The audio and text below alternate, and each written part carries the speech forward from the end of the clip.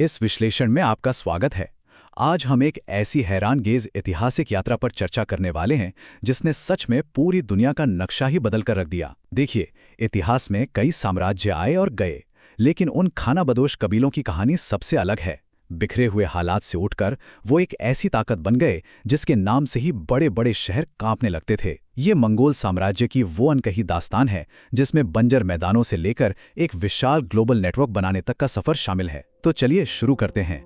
इस पूरे सफर को हम इन 5 हिस्सों में समझने वाले हैं। पहला, नोमैड्स ऑफ द स्टेप्स। दूसरा, द मंगोल वॉर मशीन। तीसरा, रूलर्स और पक्स मंगोलिका। चौथा, डिवीजन एंड डिक्लाइन। और आखिर में उनकी एंड्योरिंग ग्लोबल लेगेसी। तो आइए सबसे पहले अपने पहले हिस्से पर चलते हैं, नोमैड्स ऑफ द स्टेप्स। अब ये स्टेप्स आखिर है क्या? ये मध्य एशिया के बेहद कठोर और बंजर घास के मैदान हैं। 12वीं शताब्दी के अंत में आज जिसे हम मंगोलिया और सदर्न साइबेरिया कहते हैं, वहीं इन कबीलों का जन्म हुआ था। सोचिए, यहाँ का भूगोल और मौसम इतना मुश्किल था कि खेती करना तो लगभग नामुमकिन ही था। तो ये लोग जिंदा कैसे रहते थे? इनका पूरा जीवन पशुपालन, शिकार और मौसम के हिसाब से लगातार भटकते रहने पर निर्भर था। हाड़ कांपा देने वाली सब जीरो ठंड में शिकार करना उनकी रोजमर्रा की जिंदगी थी। और सच कहूं तो इन्हीं मुश्किल हालातों ने उन्हें एक सख्त और हमेशा चलती रहने वाली रगिड लाइफस्टाइल दी। और फिर आता है इतिहास का वो सबसे अहम मोड़। साल 1206 में तेमुजिन नाम के एक नेता ने इन सभी बिखरे और आज़ाद ख्याल वाले चरवाहों को एक झंडे के नीचे लाकर खड़ा कर दिया। उनकी इसी काबिलियत ने उन्हें गेंगिस खान यानी ग्रेट खान की उपाधि दिलाई। ये कोई छोटी मोटी कामयाबी नहीं थी दोस्तों। एक ऐसी आबादी जो हमेशा आपस में ही लड़ती रहती थी, उसको एकजुट करके एक अनुशासित शक्ति में बदल देना, ये गेंगिस खान का सबसे बड़ा मास्टर स्ट्रोक था। अब आते हैं दूसरे हिस्से पर, द मंगोल वॉर मशीन। यहां हम दुनिया की सबसे तेज सेना के तरीके समझेंगे। इनकी सेना की ताकत उनकी असाधारण तेजी और नए युद्ध तरीकों में छिपी थी। जरा सोचिए, हर मंगोल सैनिक के पास 3 से 4 घोड़े होते थे।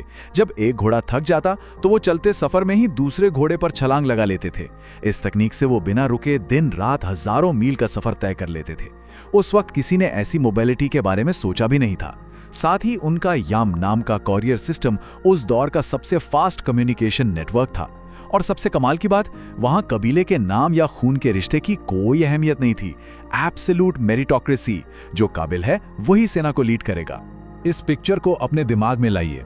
एक तरफ हवा से बातें करने वाली मंगोल सेना थी और दूसरी तरफ बड़ी बड़ी दीवारों के पीछे रुके हुए शहर। मंगोल सेना का सबसे खतरनाक हथियार उनकी तलवार नहीं, बल्कि उनका मनोवैज्ञानिक खौफ यानी साइकोलॉजिकल वॉरफेयर था। उनका नियम बिल्कुल साफ था, सरेंडर करो वरना पूरे शहर का नामो निशान मिटा दिया जाएगा। यह स्ट्रैटेजी इतनी असरदार थी कि इस तबाही की अफवाह मात्र सुनकर ही कई मजबूत शहर एक भी तीर चलने से पहले डर के मारे घुटने टेक देते थे। चलिए तीसरे हिस्से की तरफ बढ़ते हैं, रूलर्स और पैक्स मंगोलिका। ये उनका एक बिल्कुल नया पहलू है। पैक्स मंगोलिका, इसका सीधा सा मतलब है मंगोलों के अधीन शांति का दौर।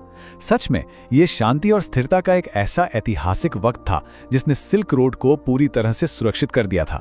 जब एशिया और यूरोप का ज्यादातर लैंडमास एक ही झंडे और एक ही कानून के दायरे में आ गया, तब आधुनिक ग्लोबल कनेक्टिविटी की पहली नींव पड़ी।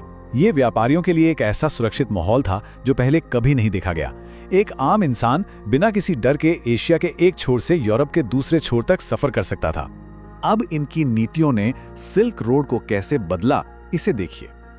तकनीक का आदान प्रदान इतनी तेजी से हुआ कि बारूद और कागज जैसी रेवोल्यूशनरी चीजें वेस्ट तक पहुंच गईं। आगे चलकर इन्होंने ही पश्चिमी सभ्यता की दिशा बदली। साथ ही सभी धर्मों का सम्मान करना और काबिलियत पर आधारित शासन चलाना, इन्होंने इस पूरे नेटवर्क को लंबे वक्त तक स्टेबल रखा। ये इस बात का सबूत है कि वो सिर्फ लड़ाकू नहीं थे, बल्कि उन्होंने समझदारी से एक बेहतरीन आर्थिक तंत्र भी बनाया था। ये पॉइंट वाकई में थोड़ा सरप्राइजिंग है।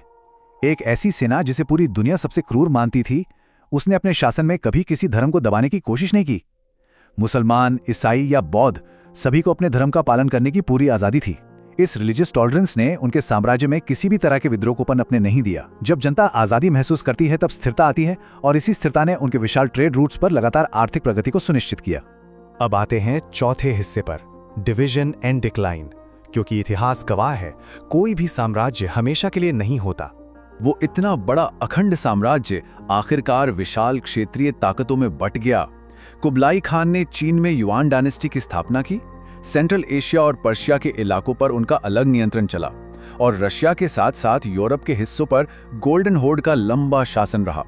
लेकिन दिलचस्प बात यह है कि अलग अलग टुकड़ों में बंटने के बाद भी मंगोल प्रभाव सदियों तक बरकरार रहा, और हर हिस्से ने अपने अपने ढंग से वहां के स्थानीय कल्चर को शेप किया। अगर हम इनकी टाइमलाइन पर नजर डालें तो 1258 में बगदाद जैसे महान शहर का विनाश उनके उरूज और आतंक की आखिरी बड़ी निशानी माना जा सकता है। लेकिन इसके करीब एक सदी बाद ही उनकी पकड़ कमजोर पड़ने लगी थी। 1368 आते आते चीन से उनकी पूरी सत्ता चली गई, और आखिरकार 1502 में गोल्डन हॉर्ड का भी पूरी तरह पतन हो गया। ये सब कुछ अचानक नहीं हुआ, ये सदियों तक चलने वाली एक लंबी प्रोसेस थी। तो इतना बड़ा साम्राज्य घिरा कैसे? इसके 3 मुख्य कारण थे। पहला था उनका अंदरूनी झगड़ा। गेंगिस खान के वंशजों के बीच ही गद्दी के लिए खूनी लड़ाइयां शुरू हो गई थीं। दूसरा बड़ा कारण था द ब्लैक डेथ, यानी प्लेग की महामारी थी। इसने न सिर्फ उनकी बड़ी बड़ी सेनाओं को तबाह किया, बल्कि ट्रेड रूट्स को रोककर उनकी अर्थव्यवस्था की कमर तोड़ दी। और तीसरा था कल्चरल एसिमिलेशन।